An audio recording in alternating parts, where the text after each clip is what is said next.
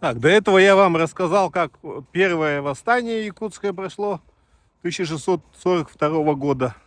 То есть русские пришли в 632 году, 10 лет прошло, и вот было это восстание. В первой части я рассказал о его причинах. Теперь, значит, о следующем восстании, или даже, серии восстаний, прошло уже почти 50 лет с момента прихода русских. Уже полвека русские, якуты и саха вместе прожили. И тут начались проблемы. Я сейчас объясню, в чем. Их пытаются тоже выдать за там колонизацию, за что-то такое. И на этой почве очень много спекуляций. Я сейчас объясню, что там произошло. За 40 лет жизни в составе московского государства якуты научились писать жалобы царю. Они нанимали, это, видимо, переводчиков, и в архивах эти жалобы есть. То есть они между собой там, значит, конфликтовали из-за скота, из-за там кровной вражды, из-за земли, из-за покосов и так далее, и писали жалобы царю. Эти жалобы в архивах, я говорю, есть. И вот возник такой вопрос. Значит, жалоба поступает от якутов к царю, и царский воевода, значит, едет эти жалобы разбирать.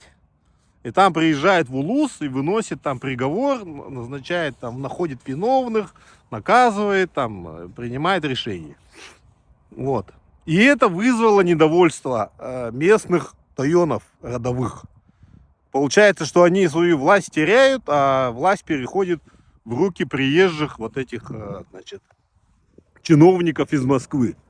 В общем, возникает недовольство, я думаю, вполне справедливое недовольство.